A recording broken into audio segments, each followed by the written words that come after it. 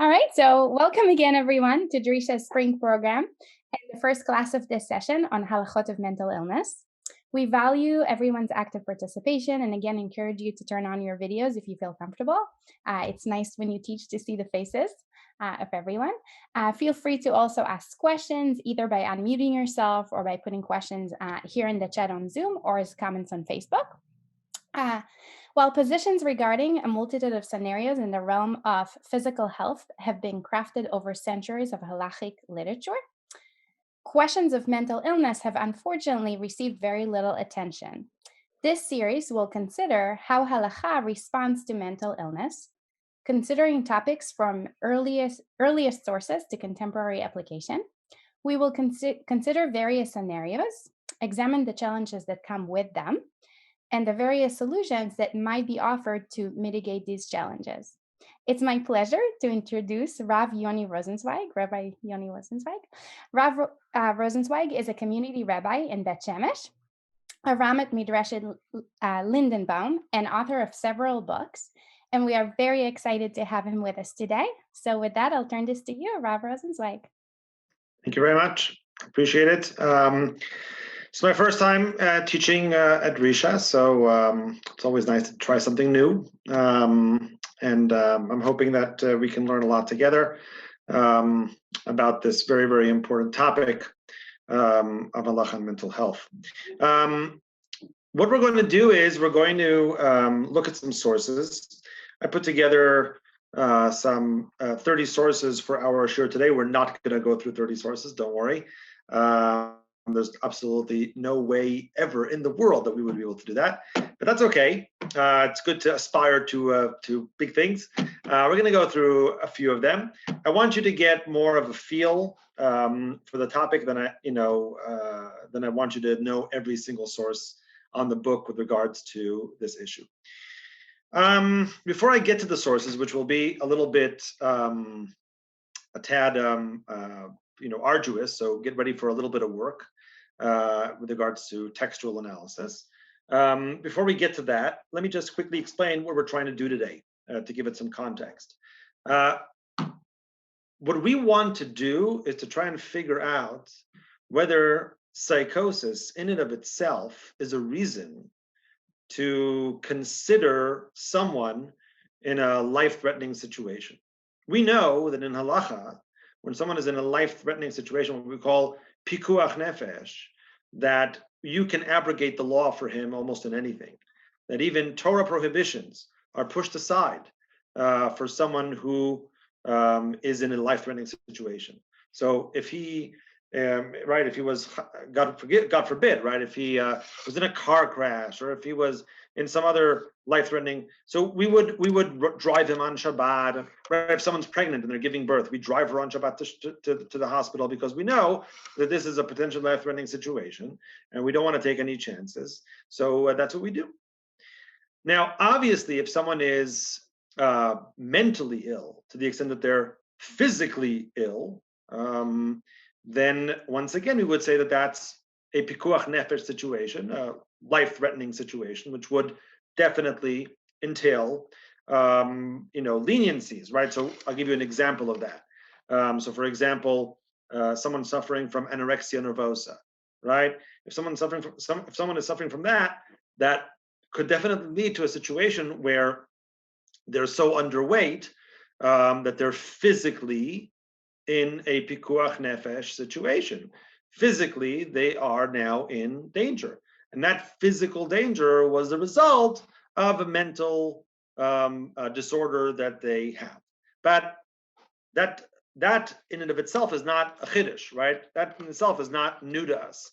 What does it matter what the source is? What does it matter if the source is cancer or the source is anorexia? It doesn't matter what the source is if at the end of the day, the body is currently in a state where it is in danger, the laws would be, abrogated in order to help the individual regain their health, right? That's obvious. My question here today that I want to talk to you about is whether psychosis in and of itself,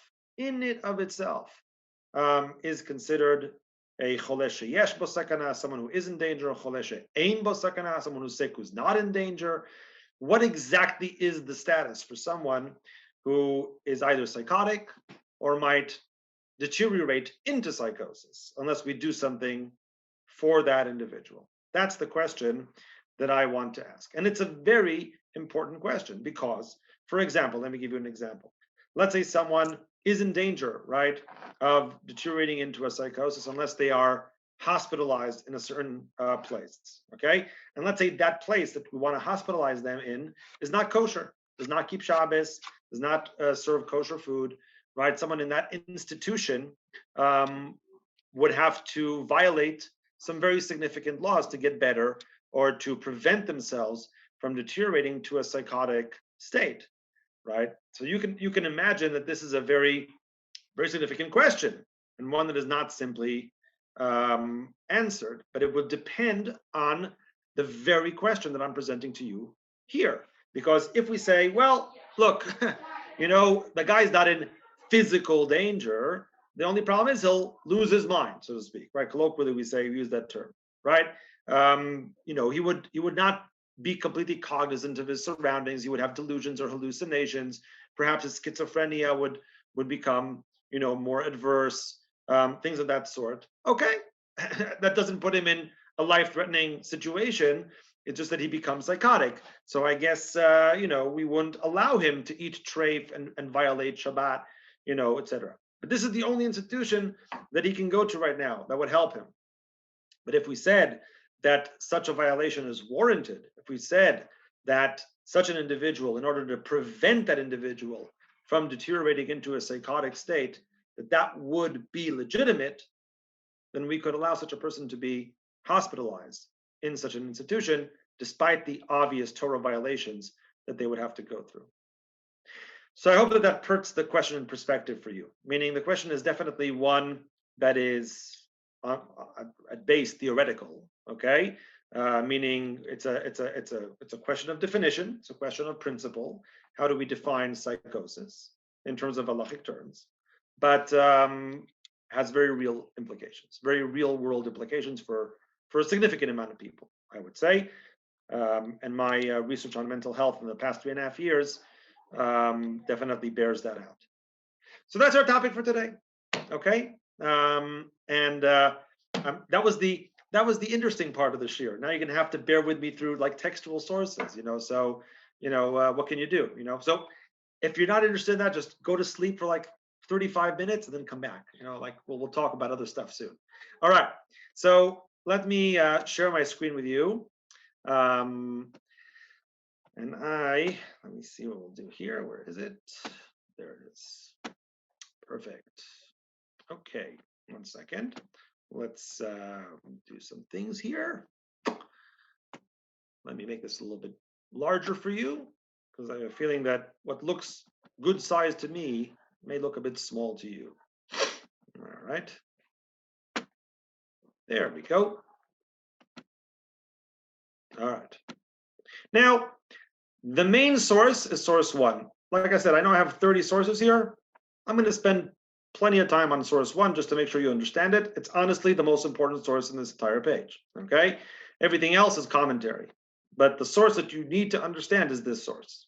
I'm reading from Masechet Yoma, Daf Pei Hey. It says the following. וכבר היה רבי ישמעאל ורבי עקיבא ורבי אלעזר בן עזריה מהלכין בדרך, ולוי הסדר ורבי ישמעאל בנו של רבי אלעזר בן עזריה מהלכין אחריהן. So Rabbi Ishmael and Rabbi Akiva and Rabbi Elazar ben Azariah are walking, and Levi Hasadar and Rabbi Ishmael, the son of Rabbi Elazar ben Azariah, were walking right behind them. Nish'ala she'ela zo bifnehem, and then the following question was asked, and here was the question: Minayin lepikuach nefesh shedoche et haShabbat. This is a very classic question, which we all know. If I asked any of you, what would be the halacha regarding Shabbos and pikuach nefesh? Do you desecrate Shabbat to save a life? You would all say, of course. But here's the thing. Why? Why is that so? Now, I'm sure some of you may know the answer to that, but the thing is, there isn't just one. There's actually quite a few answers that are given over here, okay? So this question was asked from the rabbis, and several of them gave different answers, okay? So I'm actually not going to read all the answers here, okay? There was, the first answer was by Rabbi Ishmael. I'm highlighting his name. Rabbi Ishmael answers one answer, okay, and he gives a source. Rabbi Akiva then, I'm skipping his answer, but Rabbi Akiva then gives a second answer to this question, okay, which I'm also skipping for now, all right, and then after that, Rabbi Elazar gives a third answer, okay, and he also offers an insight into why it is that you would desecrate Shabbat for this purpose, to save a life. After all that, after that story, we have a fourth answer given by Rabbi Yossi Rabbi Yehuda. Okay, and I'm skipping all four of these answers. What I want to get to is the next one. Okay, sorry, the one after the next one, because there's a fifth one. Rabbi Yonatan ben Yosef, he gives a fifth answer. Okay, but the last two answers are the ones that I want to focus on. So let's read the last two. And the first one that I want to focus on is Rabbi Shimon ben Menasya. Rabbi Shimon ben Menasya omer, v'shamru b'nei Yisrael et haShabbat. Amra Torah, chalel alav Shabbat achat, kedei she'ishmor Shabbatot harbe.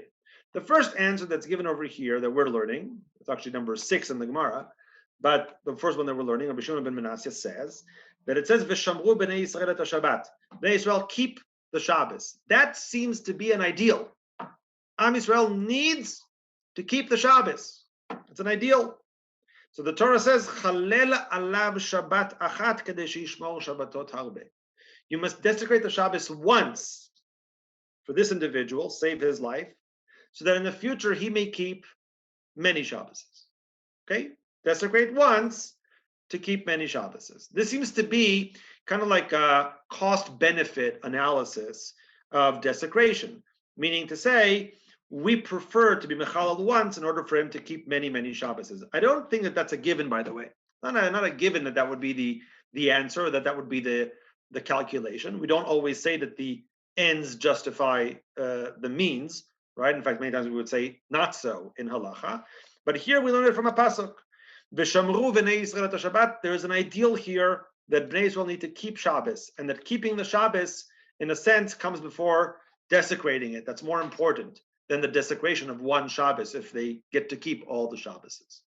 And that is our first source, okay? And that's Rabbi Shimon ben Menasya.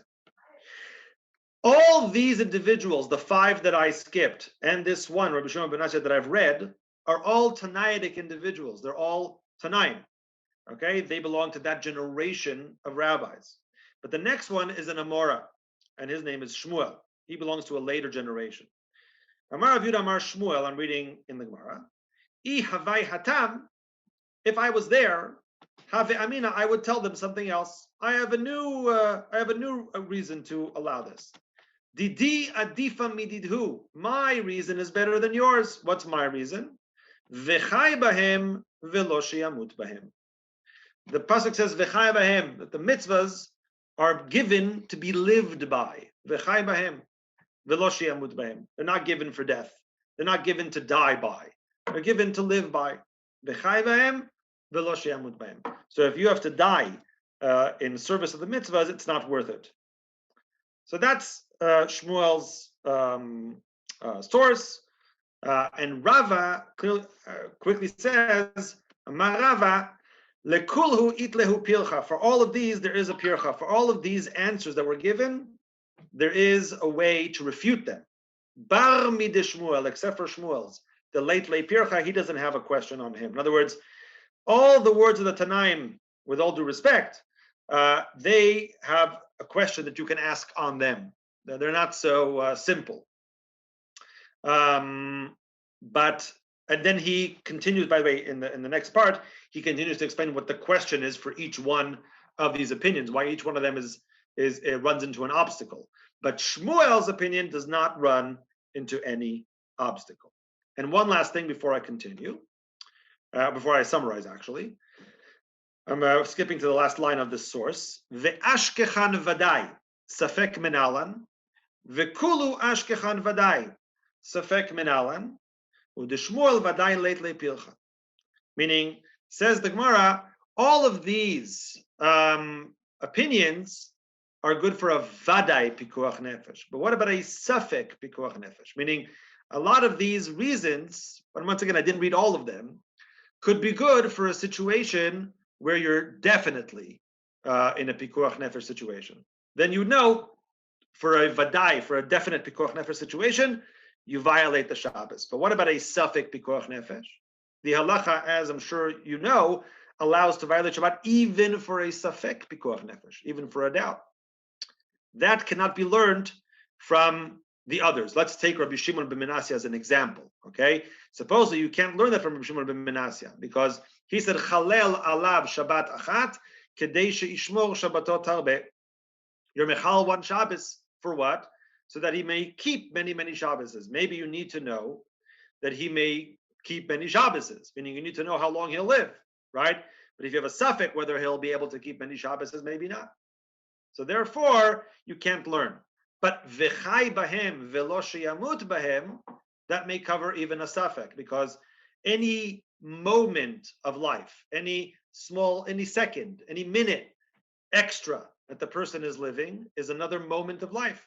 V'chai bahem v'lo sheyamut bahem. It's irrelevant how long in the future he'll live.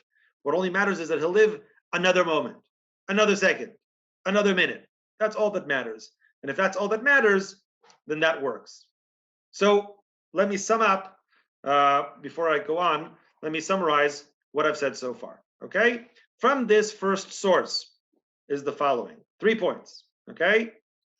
According to Rabbi Shimon ben Menasya, the reason to allow the desecration of Shabbat for pikuach nefesh is chalel alab Shabbat achat kadei sheishmor Shabbatot harbe.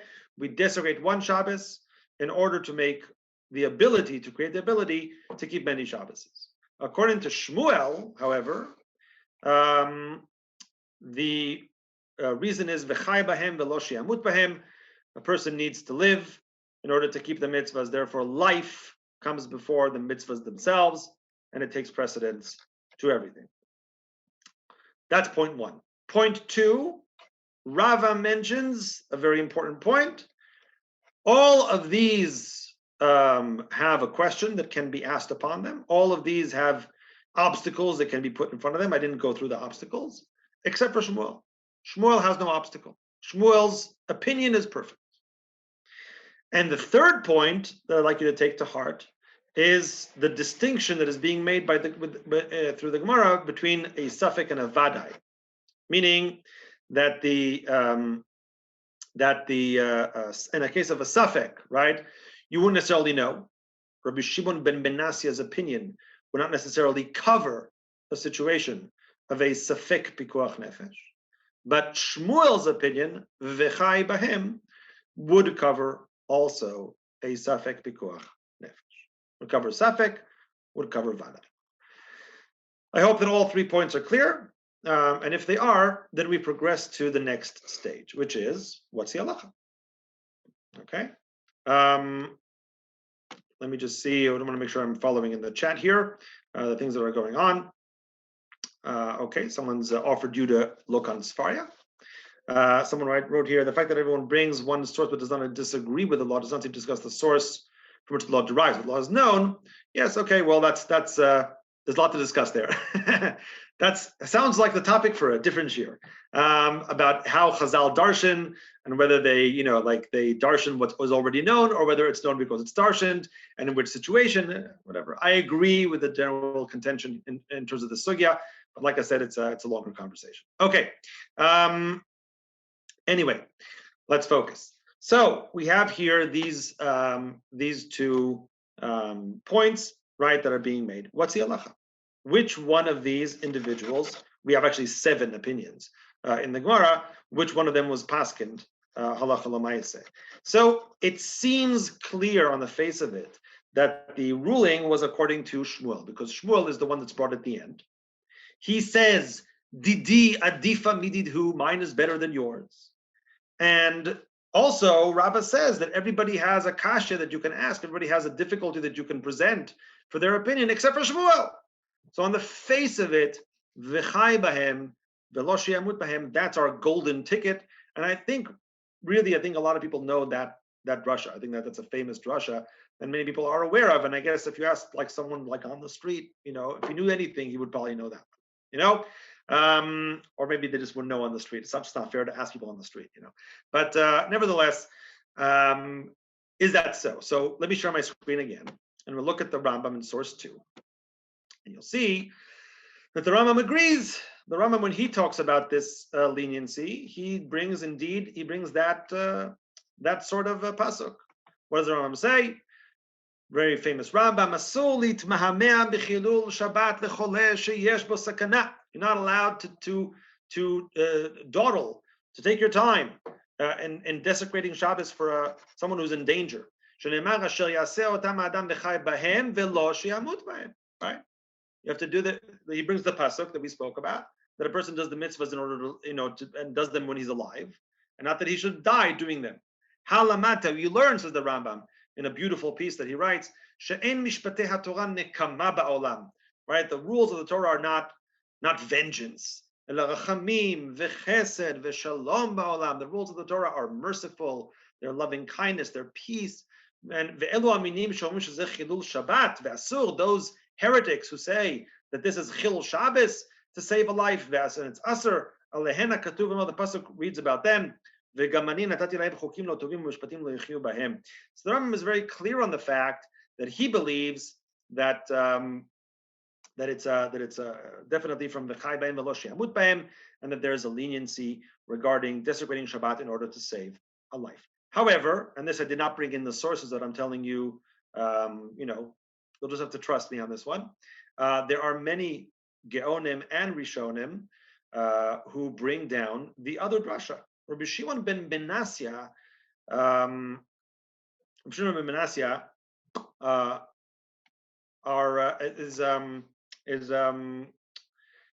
is not forsaken. many Rishonim and Geonim bring his opinion down. So even though the Rambam brings this down, you should know that Rabbi Shimon ben Menasya also appears. Another question becomes, which one is correct? In fact, let me ask a different question. Why does it matter? Why does it matter which drasha we use? Well, the answer is, matters a lot. Because these drashas could be used to justify or not justify different things. For example, again, I know that this question will shock you. That's okay. Don't worry. I promise you the answer, halacha l'maisa, is a good answer. Okay? But should I save the life of a non-religious person? If the svara is chalel alav Shabbat achat kadei sheishmor Shabbatot harbe, he's not going to be shomer Shabbatot harbe. Not as far as I know, anyway. Right? So why should I save his life on Shabbos? If it's v'chai b'hem v'lo she'amud b'hem, if I have to save any life v'chai b'hem, then I guess it wouldn't depend if he has a kippah on his head or not, if he's Orthodox or not. It wouldn't matter. But if the person is being saved because of chalel alav, because of Rav Shimon ben Menasya, then I don't know. Maybe I shouldn't be saving his life, right? I can give an opposite example if you want. Do we save the life of a fetus on Shabbat? It's the opposite svara. Yeah. If I'm trying to save a life, right? The fetus is not yet a living creature. Okay, meaning it's living, whatever, abortions. We can talk about all those things. Yeah. But the point is that from that perspective, v'chai b'hem shouldn't apply to a fetus because he's not yet a fully fledged living person. Which is why, of course, if the fetus threatens the mother, then the fetus is terminated because the mother is a full-fledged individual, a human being, and the fetus is not. But if we say chalel alav Shabbat achat, that applies to a fetus too. Let's say mechal Shabbos save a fetus, because if we save him, then eventually he'll get born. And he'll be able to keep any Shabboses, and great, right? So you see that deciding whether it's one or the other may have halachic ramifications, but whether it's one or the other. So that's a significant question. It applies to so many situations. You have no idea, yeah?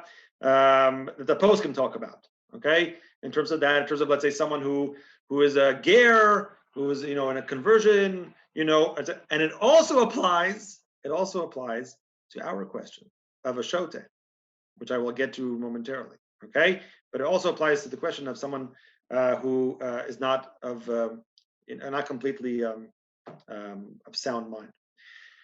Save life of a non-Jew on Shabbat. Yes, 100%. Right. So once again, you can write. You're getting the gist of it. I can see you're getting the gist of it. Okay. So there are sources about all these sorts of cases, and we can play this game all day. But I don't want to waste our time on all these hypotheticals. So let's get down to business. So okay, the question is, which one is which? Now, there are different opinions in the Achronim, and I can't show you all of them right now. But let me share my screen with you to show you at least a little bit of them. Okay, a little like one or two, just so that you'll see, when I'm not lying. There are other opinions. Let's see. For example, the Beit Meir. Okay, one of the Achronim. He's a I think he's a 19th century, if I'm not mistaken, 19th century Achron, who comments, Rameir Posner, who comments on the Shulchan Aruch. And he writes as follows, in a discussion that he had with a more famous Achron named Rabbi Akiva Eger. Perhaps you heard that name. And in his discussion, he says the following: Kevan, dekol ikar heter chilul hu kedei sheishmor Shabbatot harbe. Since the main purpose of saving a life is kedei sheishmor Shabbatot harbe, so that he keeps many Shabbases. Vetinok shenishba, someone who is not growing up to be a religious individual. He was taken away from the religious community. Hu bechezkat shelo yishmor Shabbat. He won't be keeping Shabbases when he grows up. Kivan shenishba bekatnuto vesover shegoyhu. He was taken captive as a child, and he believes that he's a non-Jew. Therefore, you wouldn't necessarily save him on Shabbat. Ve'af sheshmuel amad heter min hapasuk vechai bahem. Even though Shmuel learned a heter from the pasuk vechai bahem, and that's different. Mikol makom, nevertheless, says the Beit Meir, mistama. The assumption is, for whatever reason, he assumes this. Lo palig ledina. He's not cholek halacha l'maaseh al hatana shalamdu min v'shamru. He doesn't disagree with Rabbi Shimon ben Menasya. V'modeh, and he admits, shall mishu bechezkat vaday shelo yishmor, if the person is definitely not going to keep Shabbos, she'ein lechalel alav. We're not mechal Shabbos. Look what against that writes Rabbi Akiva Eger, who responds to the Beit Meir. He says, Libi mehases bazeh harbe. My heart is not as sure as your heart about this. There are many reasons given in the Gemara. One Tana says we learn from a Kal V'chomer, which I didn't share with you. Imken hu adin, halacha is de'al kol gufo mechalelim Shabbat. Rather, we're mechal Shabbos for the body of the person.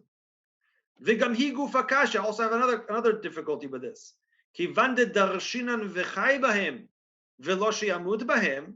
Since the drush of Shmuel is v'chai bahem v'lo she'amud bahem, which we learned. Minalan lomar. How do we know dehu davka heichi deishmor Shabbatot harbe, that it's only if he keeps many Shabbos? How do we know that? And so he says, I'm skipping a little bit. He says, Ela vadai. Rather, it's clear to me. De'amrinan dehatorah chasa al nefesh mizera Yisrael. Torah cares for a nefesh mi-Israel, for a Jewish soul. Hachan achinami nema deutar chilul Shabbat. Chilul Shabbos is allowed kedei lehachayot nefesh mizera Yisrael, to keep alive any Jewish soul, whether religious or not religious. V'hadavar be'inai kashe lemeod. It's very difficult for me to agree, to agree with what you have just said. So you see here the difficulty that Rabbi Akiva Eger has with this position, but this position does exist, right? You see the position exists. The Beit Meir holds by this position. Rabbi Akiva Eger disagrees. This is a very ancient machlok.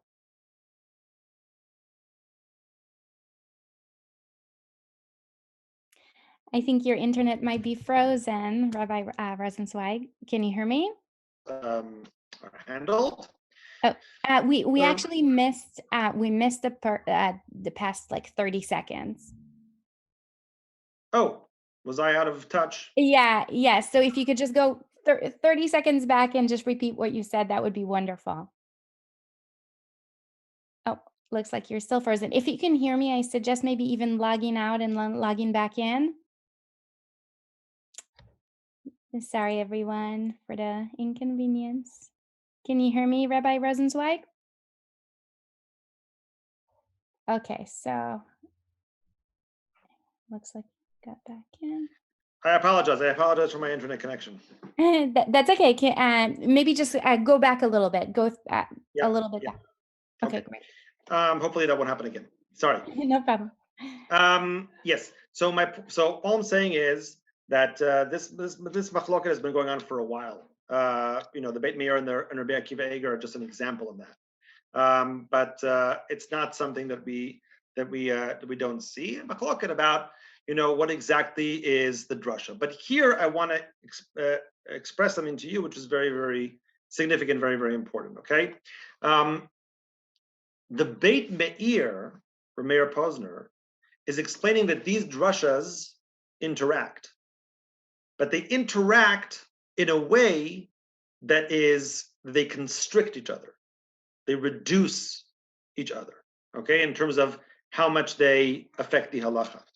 All right, so in other words, what is he saying? He actually says both are halacha, but he says like this: when you say v'chai bahem v'lo amut bahem, that is guided by the principle of chalel alav.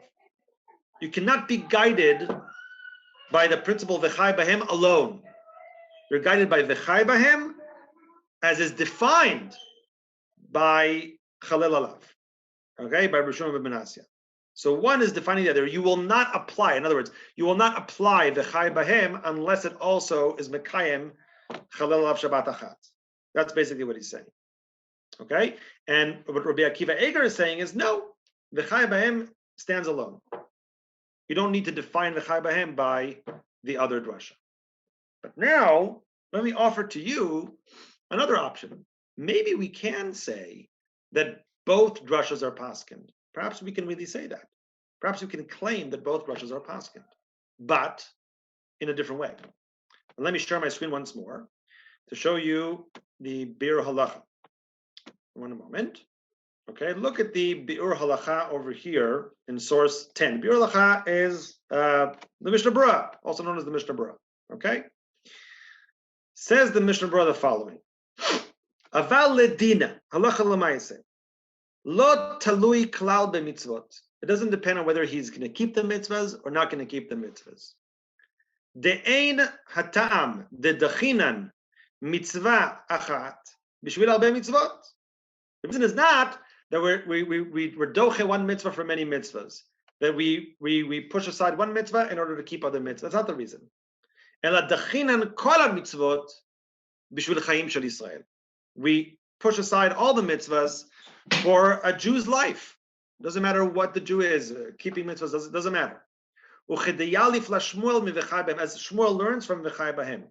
Kedei katav harambam beferek bet milchot Shabbat, as the Rambam writes in Hilchot Shabbos. Okay? And then he says, Ulefize baru, according to this it's clear, de'afilu katan merutzatz, even if it's a katan, right, a young boy, who is merutzatz, meaning he's not going to live long, but you can lengthen his life a little bit more on Shabbos. Mechalalin, he says, you are mechalal. Afal pi de lo yishmor Shabbatot. Gam lo yitvadeh v'lo yavo lichlal gadol. Afal pichen mechalalin. You are mechal Shabbos, even if he can't say vidui, even if he can't do any mitzvahs, even if he's not going to keep other Shabboses, it doesn't matter. V'kmochen hu hadin, also, look, notice, cheresh ve'shoteh. Shoteh is our case of a person with psychosis. I'll explain why in a second. But the same thing is for people who are not obligated in mitzvahs. Afal gav deinan bnei mitzvot mikol makom mechalelin aleihem. We are mechal Shabbos for these individuals. Dehad de lo mekayim mitzvah mishum onsayu. The fact that they're not mekayim a mitzvah, that's because that they have an onus. Okay, that they're forced not to. Okay, and therefore he says clearly that is what you would do. Now, what is the Mishnah Berurah saying over here to us, actually? What the Bir Halakha is saying is actually that we actually are paskening both things halacha l'maaseh. Okay? We're actually paskening both things halacha l'maaseh. Meaning, I said before that you can have also Chalil Alav and also V'chai Bahim. That basically the Beit Meir, Meir Posner, is using both, but he's using one to reduce the other. What if we could do the opposite? What if we could use both and one to enforce the other, one to bolster the other? That would be a different story, meaning to say that V'chai Bahem will cover cases that are not covered by Chalil Alav, and Chalil Alav will cover cases that are not covered by V'chai Bahem. So we use both of the drashas in order to cover all the cases. And indeed, many achronim hold that way.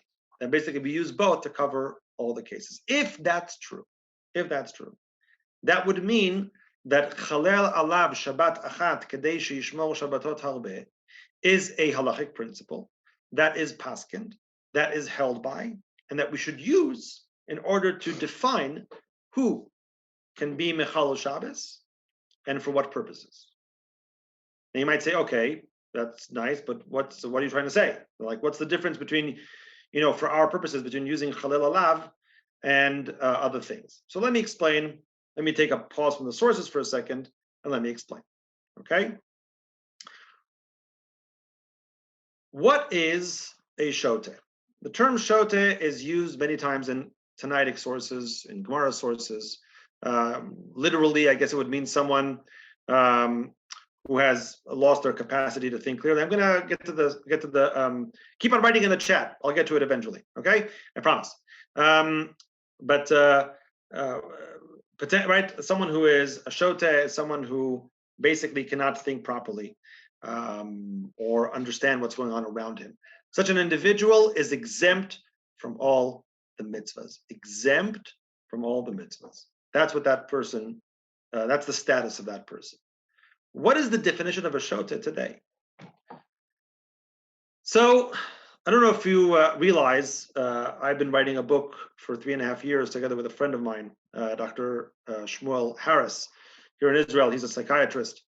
We've been writing a book on Halakhah and mental health. That's why I'm giving this course in the first place, because of my work on Halakhah and mental health. The book hopefully will come out in a few months.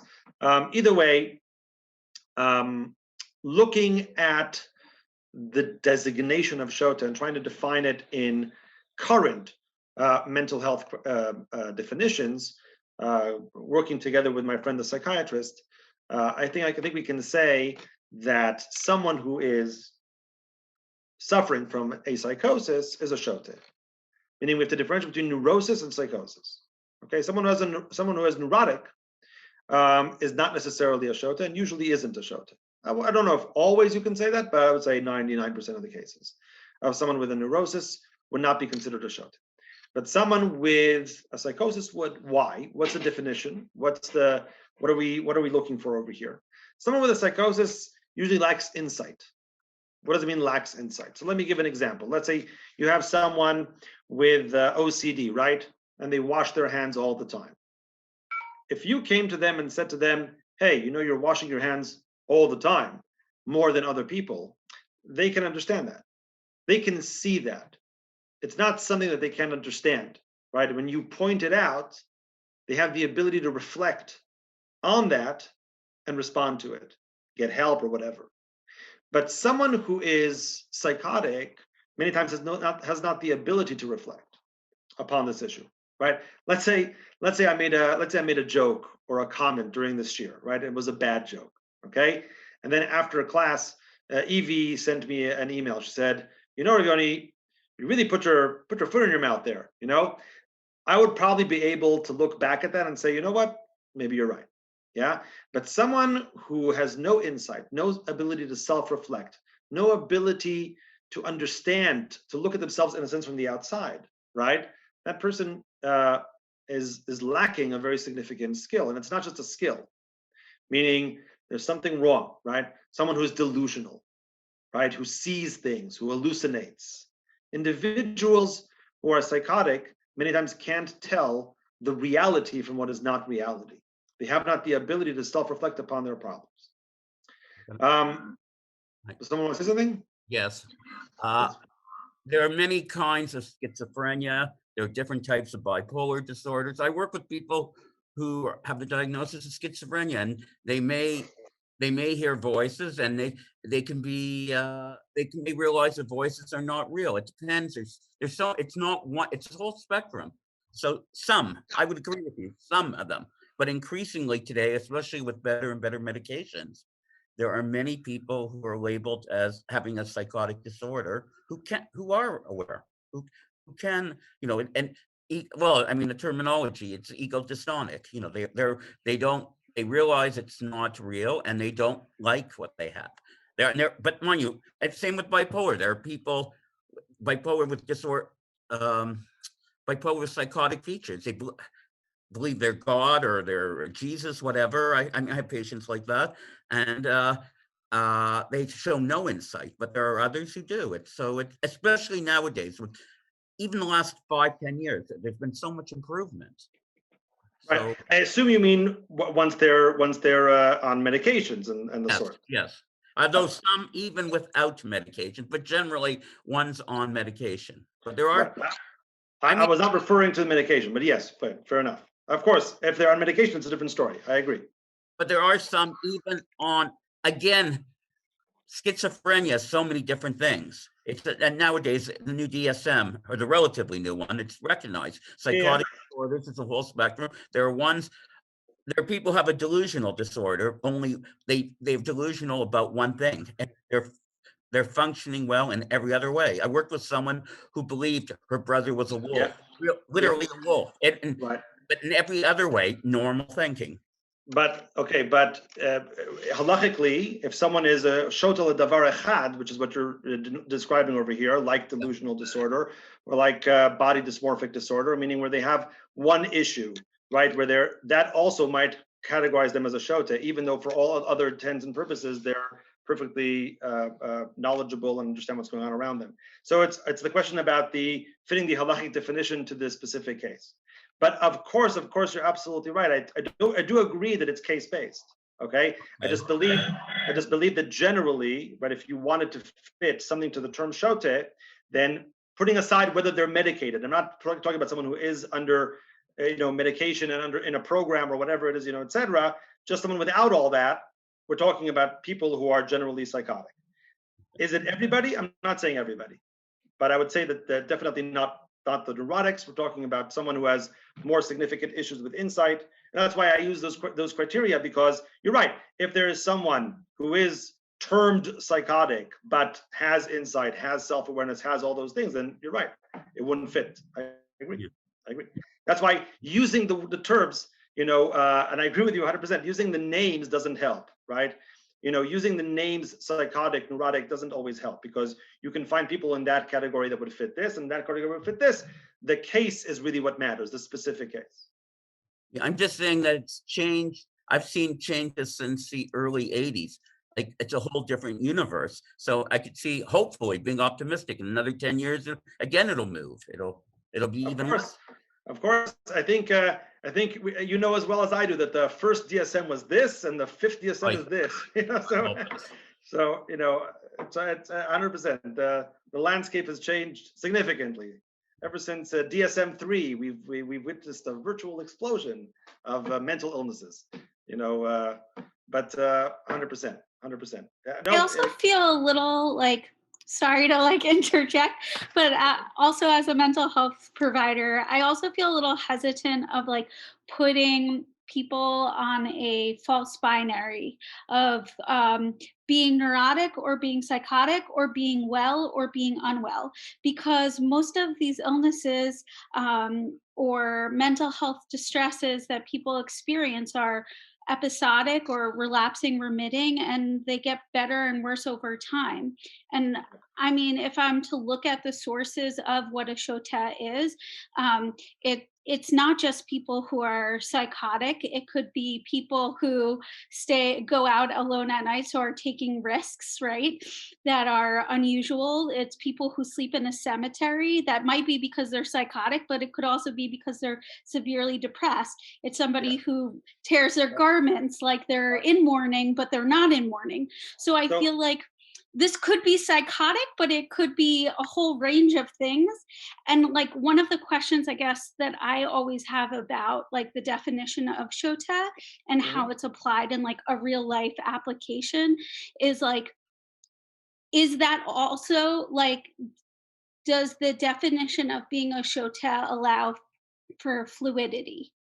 Or is that also fixed? Because I know so much of halakha is fixed, but it seems in this case that it would benefit the people it's serving by being more fluid. Okay. We have a huge problem. I have to leave in like 5 minutes. Okay. So now, see, this is not good. But let me try and fix this problem. Okay. I'm going to put my email down, okay, in the chat. So anybody who wants to criticize me and tell me how wrong I am can do so on email. Okay. And that's fine. Okay. I have so much. It wasn't meant as a criticism. It was a question. No. That's okay. That's absolutely okay. I'm totally cool with this. This is a great conversation. Don't get me wrong. So here, I'm just going to put this in here. It's ravyoni@gmail.com. I so much look forward to your comments. I want to tell you that what you said in like a minute and a half, I wrote like 50 pages on for my book, because that definition of a shote, right? That went just to someone. Oops. Okay, fine. Let me try again.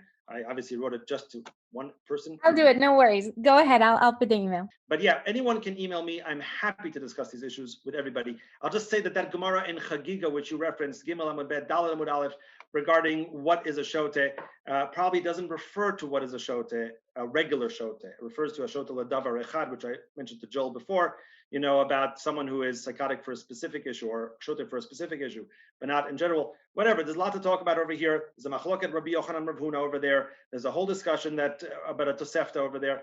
There's a lot to say. So 100%, there's just so much, and you're like taking me down this rabbit hole, and I have to like answer a very specific question right now, or else people are going to say, hey, what do we come for? So let me get back on track, and then I'll just get to the chats before I leave. I want to make sure that I fielded the questions there, but please feel free to email me on ravyoni@gmail.com. I am only too happy, first of all, to admit when I'm wrong and to correct my impressions if they're wrong. Like I said, I everything I'm telling you is from my work with a friend of mine, a psychiatrist. I would never make mental health statements based on my own knowledge, because I have none of my own. So therefore, everything I'm saying is from my work together with my friend for the last 3 years. But that said, I'm always open to hear other people's perspectives. So please feel free to use that email. Anyway, what we learned from Chalil Alav Shabbat Achat Kadei Shishmol Shabbatot Harbeh, what I wanted to say was that if a person is unable, because of lack of insight, lack of self, etc., if they're unable to be mekayim the mitzvahs, that in and of itself might put them into that category of Chalil Alav Shabbat Achat. And while I'm saying that kind of like in the air now, because I don't have time to show you in the sources, you'll see that a lot of the sources that I brought say that it's all about kind of like the spiritual achievement, the ability of the spiritual achievement of the individual. If they can achieve spiritually, that's Chalil Alav Shabbat Achat. We want them to be able to keep Shabbatot Harbeh. We want them to be able to keep many mitzvahs as possible. And if what I need to do now is hospitalize this individual in a ward, in a place where won't keep Shabbos or won't keep kosher for a few weeks, but then he'll be able, as Joel explained to us before, through medication, through other things, to control himself, to have the ability to live a normal life, or semi-normal at least, then great. Then why not? Then on the face of it, we would say that that's fine, that we could do that we could definitely hospitalize this person and take that, because deteriorating into a state where you're a shote, to save yourself from that, yes, that is tantamount to pikuach nefesh of your body. Pikuach nefesh of your soul, of your mind, is the same in terms of Chalil Alav, is the same as pikuach nefesh of your body. That's what we're saying. V'chai bahem is the halacha for your body, and Chalil Alav is the halacha for your mind or your soul, or whatever you want to call it. Your ability to be mekayim the mitzvahs is paramount over here, and definitely can be part of that heter, part of that leniency. So I would say that definitely that is true, and there are many sources to prove that. Let me just see the chats here before I have to leave. Okay. Wow, so many things that I just can't answer. How can we know what someone will do in the future? Right, 100%. That's part of it, and that's why also with the suffix we allow to do that. Why only Jews then? That's a whole thing about saving non-Jews on Shabbat. I cannot answer that in any way right now. It's gonna be too difficult. What about a doctor who is on call? Is he not obligated to save lives? Right, 100%. So once again, I can't answer this question because it's so long. But a doctor definitely would have to save non-Jewish lives today for a variety of reasons, which I'm not going to get into right now. These were examples, I assume, of people who don't fit into my category, to my schizoaffective disorder, paranoid delusional disorder. I assume these were like supportive of what Joel was saying before. Cheryl is giving me an interesting reference. Thank you very much. Okay, or everybody else rather. Okay, and there's source sheets. Wonderful, they were uploaded. When is it considered appropriate to use the label of shota? This term is a very heavy halachic label, and someone who is suffering may feel additional shame from the community. Is this term applied to someone who is aware of its definition implications? It seems to be exclusive and non-inclusive. So I assume that you understand that when the Gemara used it, PC was never even close to where it is today. Sensitivity was never not close to where it is today. The terms and the how careful we are with using terms was not anywhere near what it is today. So of course, they just use the term shote. In the book that I wrote with my friend, Dr. Harris, I am very careful with the use of the term. I do not call anybody a shote. I use a very roundabout term to define it, but I'm very careful with the terminology that I use. Either way, I know that it's almost impossible not to hurt someone's feelings because, for example, when I talk about autism, sometimes when I use the term autistics, people say people with autism. And when I say people with autism, other people say to me, say autistics. So I usually can't be okay with everybody. The terminology here is just it's a minefield with the terminology, but we do our best. I certainly do my best to be sensitive to people's needs and not to use terminology that they find hurtful or triggering. Those things, of course, are very, very important to me. What about someone for whom a certain law causes sadness and takes away the joy of life? Is it considered anti-v'chai by him? I think it's a bit much to say that because then we're basically opening up the floodgates. Unless, of course, taking away the joy of life means this person's suicidal. That, of course, is much more significant. Thank you so much, Rabbi Rosensweig. Am I interrupting you? No, go ahead. I'll be here for the next 2 weeks. And like I said, I can see right now, we are not able to cover even like a small smidgen of what I wanted to cover. And that's okay, because now you have my email and you can bother me day and night. It's all good. Wonderful. I did put the email in the chat so everyone can send you an email. Thank you so much again for this interesting first class in the series. I'm really looking forward to next week and the following. And thank you everyone else who joined us today on Zoom, on Drisha Live, and on Facebook. We continue our spring program tomorrow, Monday at 1 p.m. with the first class in the series, the Halachic process, a brief history. In addition, we have many more classes happening right now. You can find out more information as well as the registration links on our website at www.drisha.org/classes, or you can watch live at www.drisha.org/live. Thank you so much again for this opportunity to learn with you, Rabbi Rosensweig, and for everyone else who attended. We hope to see all of you very soon at one of our upcoming classes here at Drisha.